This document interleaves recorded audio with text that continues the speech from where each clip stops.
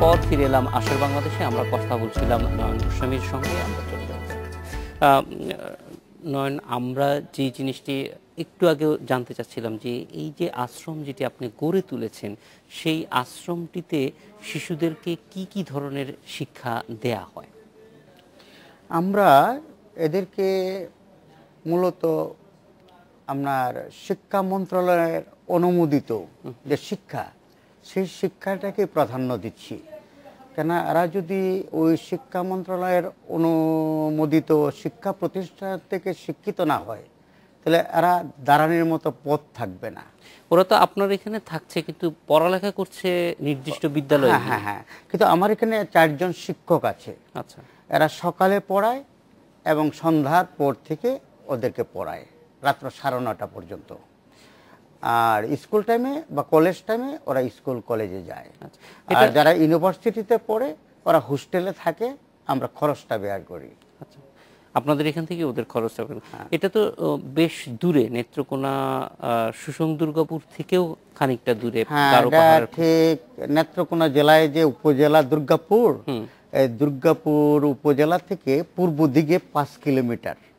ওখানে আপনার এখানে কি ইলেকট্রিসিটির ব্যবস্থা আছে? হ্যাঁ, আমরা ঠিক কারেন্টের ব্যবস্থা আছে আমাদের এখানে। তে সজল বাবু নামে একজন দানশীল ব্যক্তি একটা জেনারেটর আমাদেরকে দিয়েছেন, বড় জেনারেটর। কারেন্ট না থাকলে এই যে বিশাল এরিয়া সবটা ওই জেনারেটরে আলোকিত হয়। আপনার এখানে 82 জন শিশু এখন থাকে, তো তাদের থাকার জন্য কি আলাদা ঘর কিভাবে তৈরি করেন? মানে এরা সবাই কি একসঙ্গেই থাকে নাকি আলাদা থাকার ব্যবস্থা আছে? মানে ব্যাপার হচ্ছে, আমরা তো যখন আরম্ভ করি তখন মাটির ঘর নিয়ে আরম্ভ করেছিলাম। তে স্রষ্টার অপরিসীম কৃপায় কিছু কিছু ব্যক্তির সহায়তায় এখন এগুলি হাফ বিল্ডিং হয়েছে। কিন্তু হাফ বিল্ডিং হলেও আমার ছাত্র সংখ্যা অনুপাতে গড়গুলি খুব ছোট, এবং এখানে আমরা পার্টিশন করার মতো কোনো সুযোগ পাচ্ছি না, এবং এদের যে ভালো স্যানিটেশনের ব্যবস্থা করতে পারছি না। এরা এক খাটের মধ্যে 2 জন 3 জনও থাকতে হয় অনেক সময়, কেন যেহেতু আমরা পয়সার অভাবে গড়ও বাড়াতে পারছি না এবং ওদের খাটগুলো বৃদ্ধি করতে পারছি না। এই যে শীত আইতেছে, এই শীতের মধ্যে আমাদের পাহাড় এলাকা কিন্তু প্রচুর শীত।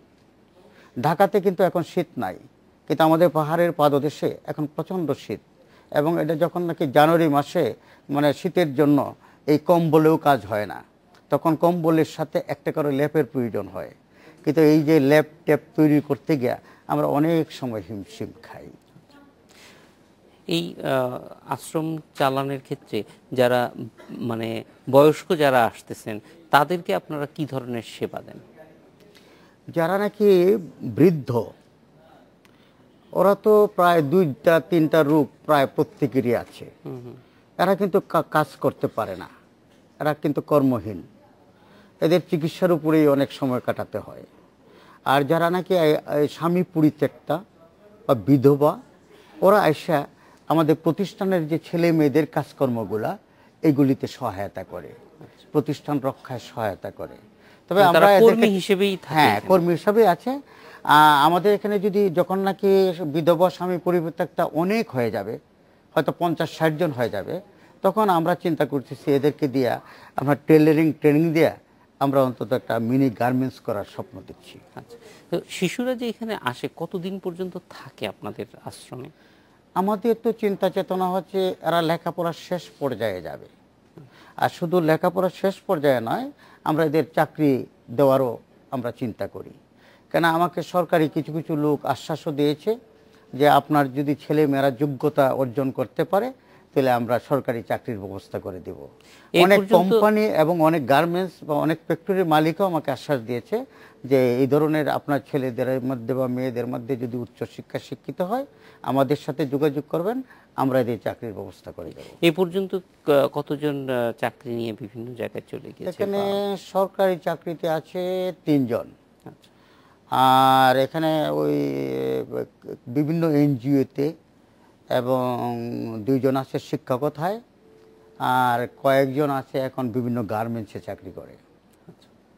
তো এই পুরো প্রতিষ্ঠানটি চালানোর ক্ষেত্রে দেখা যায় যে আপনাকে তো একই সঙ্গে এইটা যাতে ভালোভাবে চলে বাচ্চারা যেন ঠিকমতো শিক্ষা পায় সেদিকে দৃষ্টি রাখতে হচ্ছে। আবার আরেকদিকে এইটা চালানোর জন্য যে আর্থিক বিষয়টি আছে, যে সবসময় রসদ প্রয়োজন হয়, সেই রসদটা সবসময় আপনাকে নিশ্চিত করতে হয়। তো এই ক্ষেত্রে আর্থিক বিষয়টা আপনার কিভাবে ব্যবস্থা করেন? আমরা যেহেতু এখন অনেক বড় হয়েছে, একটা সময় আপনি বলছিলেন যে আপনার যে আপনার যে আয় ছিল সেখান থেকে এটা চলতো। না, আমরা এককালীন ডোনেশনের চেয়েও আমরা চাচ্ছি আজীবন সদস্য করতে। আচ্ছা, আজীবন সদস্য হলো যে একটা মানুষ ইচ্ছা করলে 1 কাপ চা যদি কম খায় কোনো অসুবিধা নাই, কিন্তু 1 কাপ চার দাম 5 টাকা, সে যদি ওই 5 টাকা দিন বাঁচায়, মাসে হয় 150 টাকা। তো 150 টাকা হয় যদি সে মাসে মাসে দেয়, আমার প্রতিষ্ঠানের জন্য একটা ব্যাপক সহায়তা হয়। এরকম আজীবন সদস্যের আমরা গড়তে চেষ্টা করছি। এর মধ্যে বেশ কিছু কিছু ধনাঢ্য ব্যক্তি, ওনারা দয়া করে এই প্রতিষ্ঠানের ছেলে মেয়েদেরকে দেখে বা প্রতিষ্ঠানকে দেখে তার আজীবন সদস্য হয়েছে। এবং তাদের মধ্যে আমরা দেখতে পাই, যেমন রমেশ ঘোষ, শ্যামলী পরিবহনের মালিক, উনি প্রতি মাসে 25,000 টাকা দেন। যদি অন্যরা কেউ এটার সঙ্গে এইভাবে সম্পৃক্ত হ্যাঁ, হতে হ্যাঁ, চায়, যেমন তাহলে সেগুলো আপনাদের কোনো নির্ধারিত সিস্টেম তৈরি করেছেন কিনা, যেমন আজীবন সদস্য একটা হ্যাঁ, এটা বললেন। ফরম আছে। আচ্ছা, ফর্ম ফিল আপ করে সদস্য হতে হয়। এবং এর মধ্যে যে রয়্যাল ইন্টারন্যাশনালের মালিক যে অলোক বাবু, তিনি প্রতি মাসে 20,000 টাকা দেন। যেমন আছে বিমল চন্দ্র, রিমসু ফাউন্ডেশনের মালিক, তিনি প্রতি মাসে 10,000 টাকা দেন। অসীম রায় আছে, উনি প্রতি মাসে 10,000 টাকা দেন। যেমন পৌরবী জুয়েলার্সের মালিক আছে, উনি প্রতি মাসে 5,000 টাকা দেন। যেমন লোকনাথ ব্রহ্মচারী আশ্রম থেকে প্রতি মাসে 5,000 টাকা দেয়। যেমন বিশু চৌধুরী আছে, উনি প্রতি মাসে 10,000 টাকা দেয়। এই টাকাগুলি হইতেছে আমাদের পার্মানেন্ট আয়ের উৎস। আর এছাড়া আমরা পুকুরে মাছ চাষ করি, আমরা কিন্তু মনে সবজি করেন চাষ যে করি। এছাড়া যে ওই যে আপনি বললেন যে 150 টাকা কেউ যদি বাঁচায়, তাদের জন্য আলাদা এরকম ছোট না, এটা ঠিকই। অর্থ দিতে পারবে নিয়মিতভাবে, এরকম কোনো না, ব্যবস্থা এরকম আছে? কিছু না। যে স্বেচ্ছায় যা দেয়, আচ্ছা, সে যদি মাসা 10 টাকাও দেয়, তবু সে আজীবন সদস্য হতে পারবে। আর কেউ যদি 1 লাখ টাকা দেয় মাসা, সেও আজীবন সদস্য। আচ্ছা। তবে আমরা এখন যে টাকা পাই, এতে প্রায় 1,20,25,000 টাকা সরকারি ডোনেশন সহ আমরা পাই। কিন্তু এই টাকায় আমাদের প্রতিষ্ঠান চলে না। প্রতি মাসে 60-70 হাজার টাকা ওই ঋণ হচ্ছে। তো ঋণ যদি 2-3 মাস একসাথে হয়ে যায়, তখন এই জের টানতে গিয়ে আমাকে অনেক কষ্ট করতে হয়। অনেক সময় পাওনাদারের ঠেলা খাইতে হয়, অনেক সময় পাওনাদের দিকে পালিয়ে বেড়াতে হয়, এমন অবস্থা হয়। তারপর হয়তো আবার ভিক্ষা টিক্ষা করে কোনো রকমভাবে এই কিছু কিছু করে এনে দেই।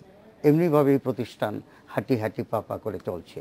তো যে পর্যন্ত নাকি এই প্রতিষ্ঠানে আয়ে ব্যয়ে সমান না হবে, সেই পর্যন্ত কাজ করতে গিয়ে আমরা খুব কষ্ট পাচ্ছি। এর জন্য যদি যারা নাকি বিত্তবান, যারা নাকি দয়াবান এবং যাদের আছে, তারা যদি এগিয়ে আসে, বা যারা নাকি ওই দাতব্য প্রতিষ্ঠান, তারা যদি দয়া করে এগিয়ে আসে এবং সাহায্যের হাত প্রসারিত করে, এই এখানে অনাথালয়, বৃদ্ধালয়, অপারেশন সেন্টার বা চ্যারিটেবল হসপিটাল সহ এখানে আমরা ভোকেশনাল ট্রেনিং সেন্টারও করতে পারব। জি, আমরা এই বিষয়গুলি নিয়ে আরো একটু কথা বলবো, যে কিভাবে আপনার এটা বিস্তার লাভ করা সম্ভব, সবার মিলিত প্রচেষ্টায় এই জিনিসটি এগিয়ে নিয়ে যাওয়া সম্ভব। একটা বিরতির পর দর্শক, আমরা আছি আশার বাংলাদেশে, দেখছি একটু।